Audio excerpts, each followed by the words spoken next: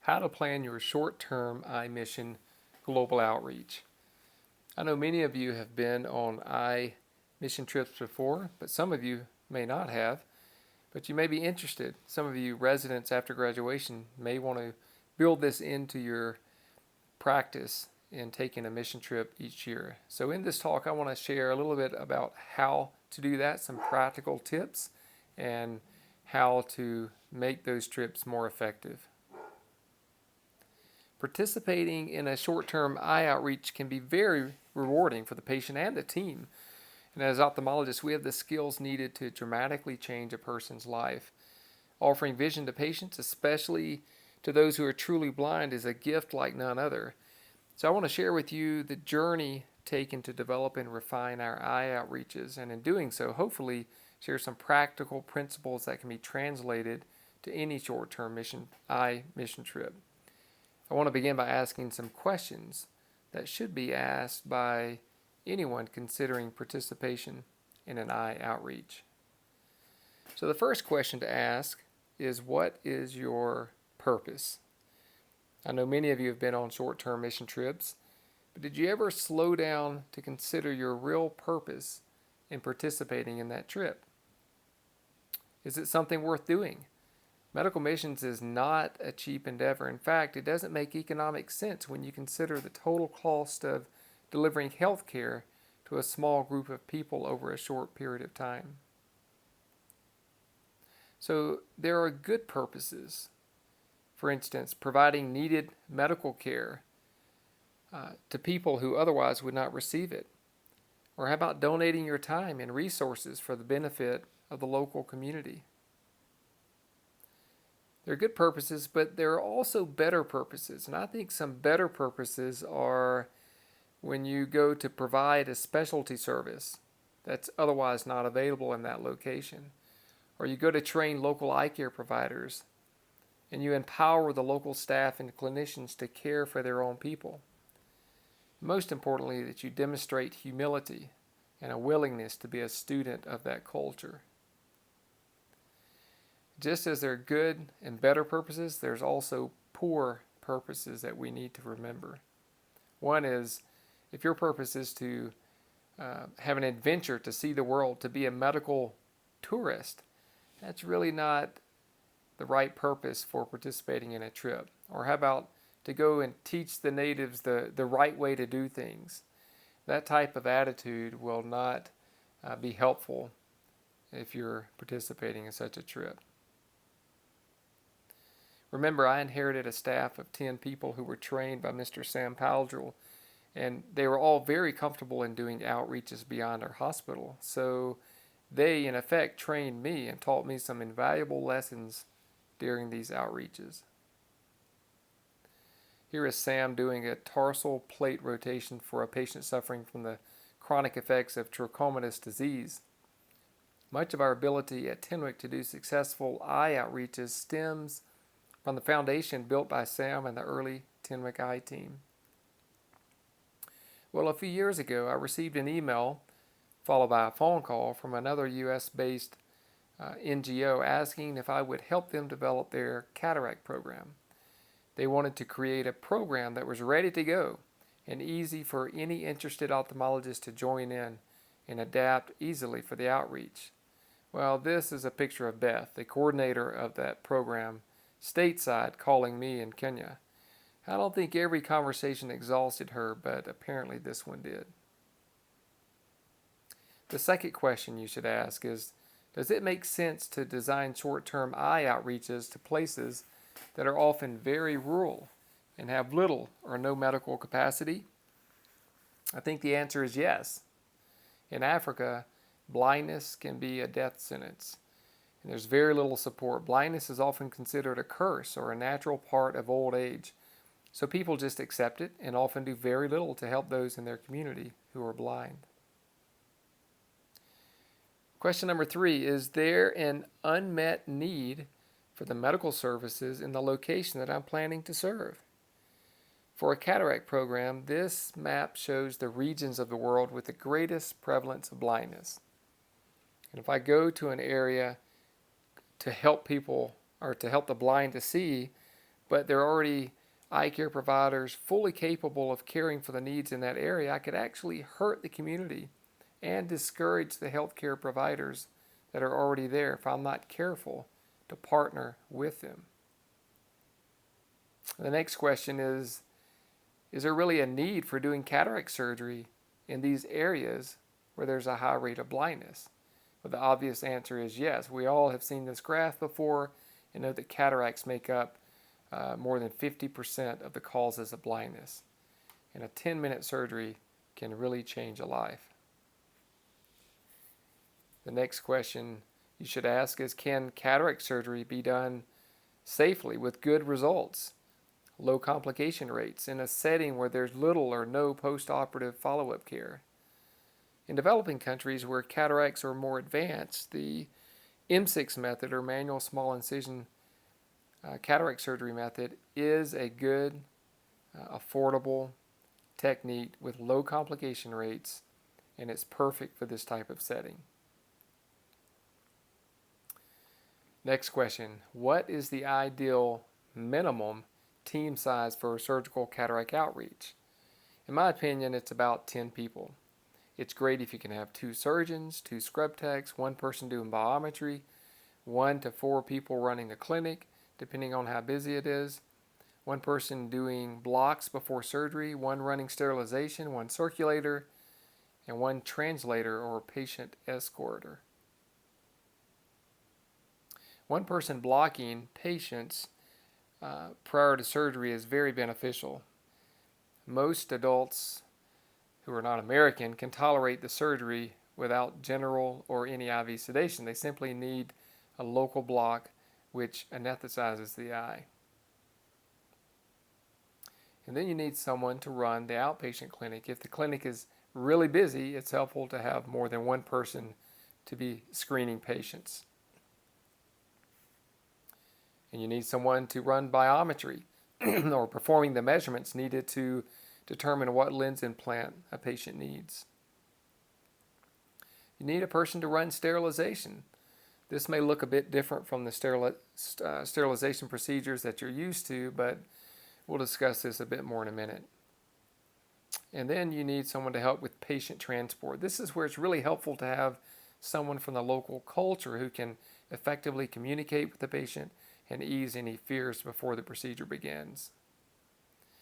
And having 1 to 2 circulators is also very nice. The next question, what equipment do you need? This is one of the more challenging parts of planning and outreach because you need to include things like a portable microscope, instrument sets, a cautery, keratometry, an A-scan, an operating cot or an operating bed, sterilizer, and possibly an anterior retractor.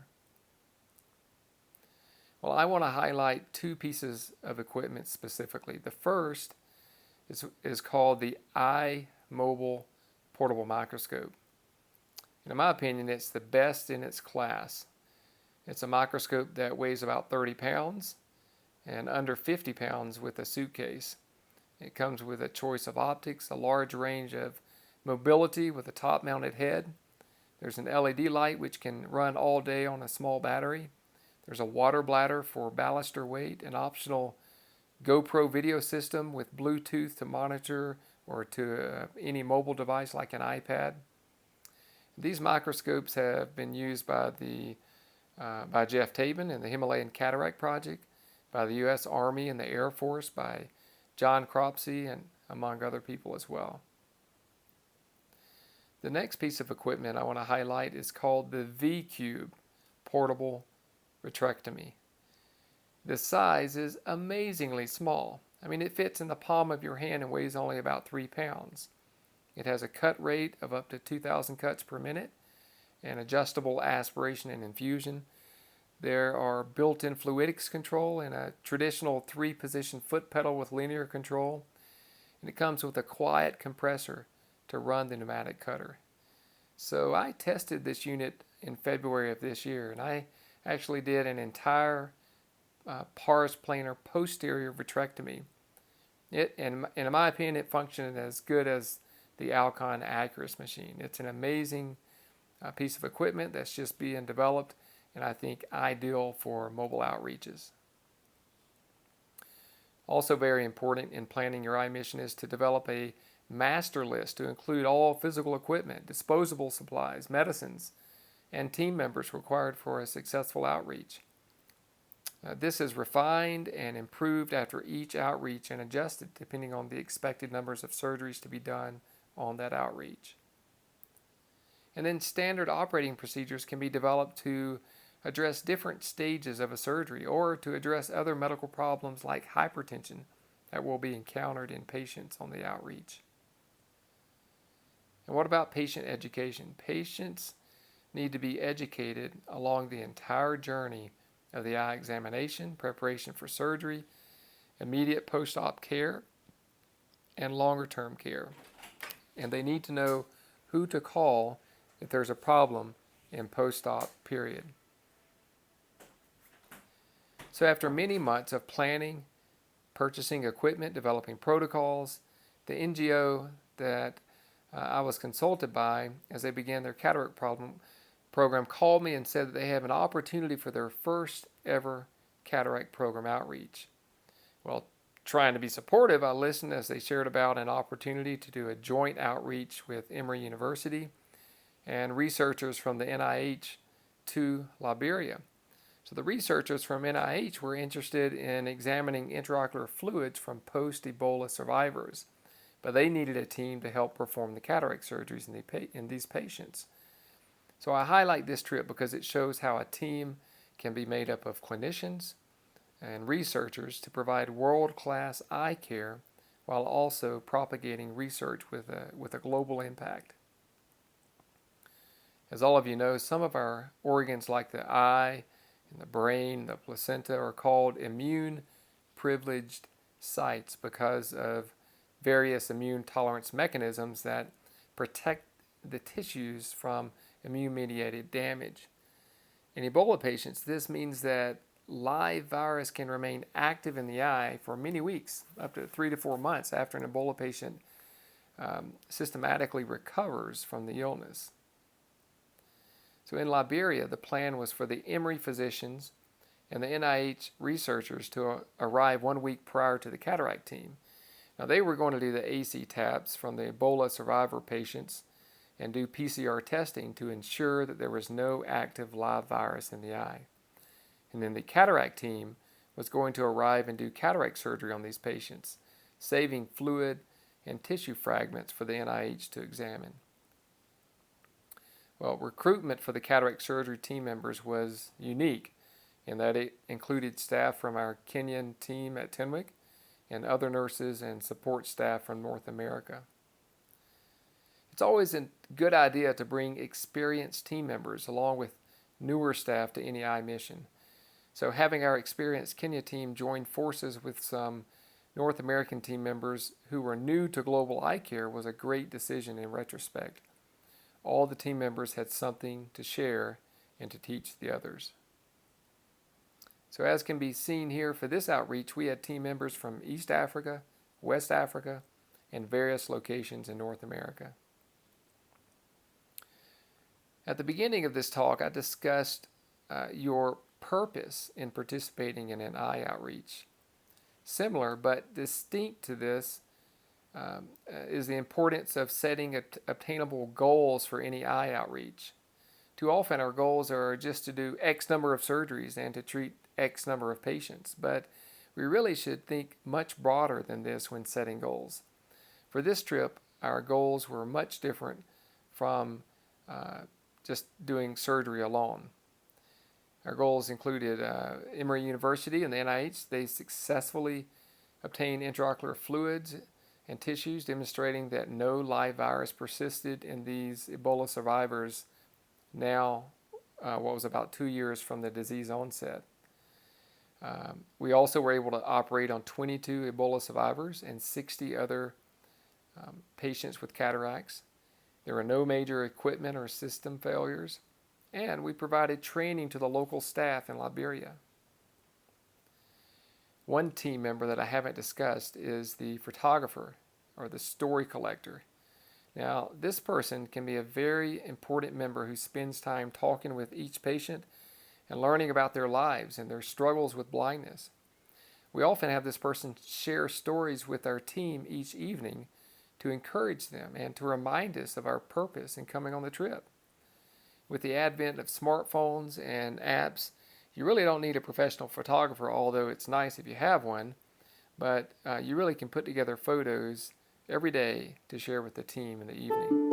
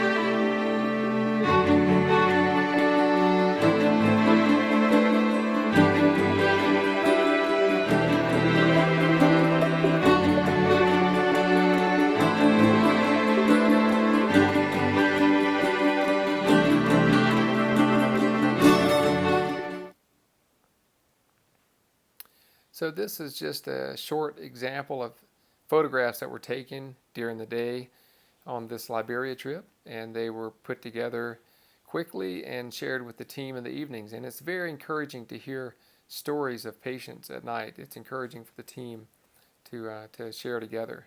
Something like this can be shared before dinner or during the team meeting at night. Now, though Liberia is a developing country with great ophthalmic needs, the facilities we were using for the clinic and surgeries were very reasonable. They were clean operating rooms with air conditioning, had stable power and clean water. So after a team gains experience in such environments, they may be willing to venture to more rural areas where the needs are still great, but the working conditions are not as comfortable. For our team in Kenya, we have made multiple trips to South Sudan, and the conditions here are quite barren. The numbers of blind people can sometimes be staggering in some of these locations, but with appropriate advertisements, people will turn up in large numbers hoping that your team will be able to help them.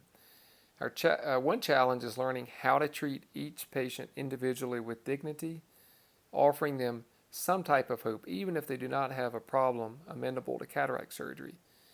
When a team is only present for a few days, I would not recommend doing complicated cases outside of your comfort zone. Rather, choose patients who have a reasonable chance of having good visual outcomes. One of the things that we've learned from the Liberia outreaches was the importance of having someone on the ground screening patients ahead of the team's arrival, if at all possible. For this trip, we had a New Zealand physician couple, non-ophthalmologist, and their mother, who was also a physician, who served full-time in this location. We had them screened for several months prior to our arrival. This was a tremendous help to our team. This partnership between the short-term team coming to provide services and the longer-term team on the ground is key to any successful outreach. Not only does it enable a more efficient outreach for the team coming, but it enhances the permanent health facility on the ground, providing long-lasting impact. Now, what about sterilization? Some environments where your team may travel may not have the sterilizing equipment or capability that you're used to.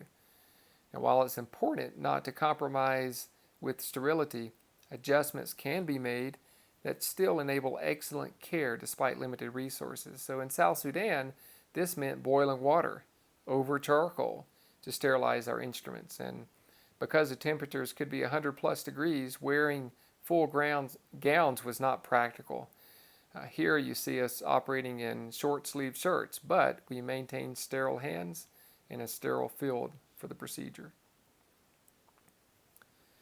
Remember the role of the photographer or the story collector? There are so many human impact stories that you will miss without someone in this role. For instance, this is a lady who, prior to cataract surgery, had been blind for more than 5 years. She has two sons, this one being the youngest, 10 years old. This youngest son has been helping her with all of the farming and the cooking. And when asked if her son looks any different than she remembers 5 years ago, she responded, "He looks much thinner, probably from all the cooking and farming that he's been doing for me. When we get home, I'm going to make him healthy again. I will be the one taking care of my household again. Because of God, there is no fear. If he can bless me like this with my eyesight, he can surely bless me again. I'm not going to depend on my walking stick again." So these types of surgeries or stories are very encouraging and worth sharing with the team each evening. Now this is Sabet. He's the one on the ground who oversees a small medical clinic and community development projects in this area of South Sudan. He's not an ophthalmologist, but if our team works well together to deliver quality eye care, it enhances the other programs that he's running on the ground. So quality eye care delivery in even these rural, desolate environments is quite important.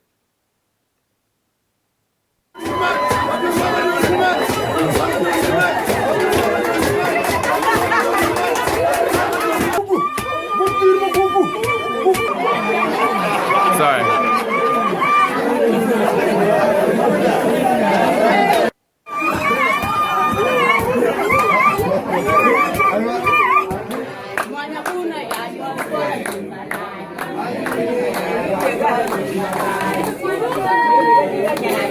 Hold it still. He's counting.